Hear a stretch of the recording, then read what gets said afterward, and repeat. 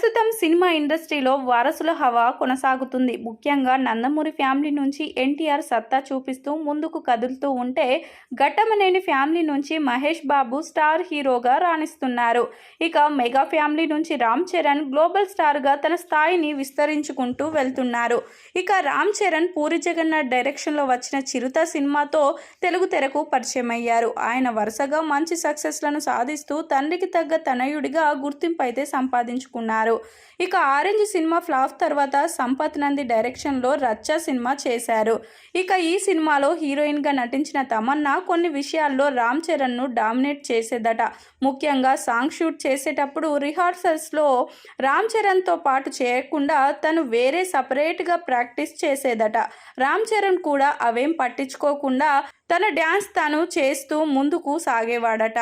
అయితే ఒకరోజు షూటింగ్ మొత్తం పూర్తయిన తర్వాత రామ్ చరణ్తో కలిసి చాలా బాగా మాట్లాడుతూ షూటింగ్ రిహార్సల్స్ను కూడా చేసేదట. అయితే ముందు రోజు అలా ఎందుకు చేసింది అంటే, రామ్ చరణ్ చిరంజీవి వాళ్ళ అబ్బాయి కాబట్టి తన ముందు నుంచే దూరంగా ఉంటూ వచ్చిందట. కానీ ఆమె అలా ఉండటాన్ని చూసే వాళ్ళకి రామ్ చరణ్ను డామినేషన్ చేస్తున్నట్లుగా కనిపించేదట.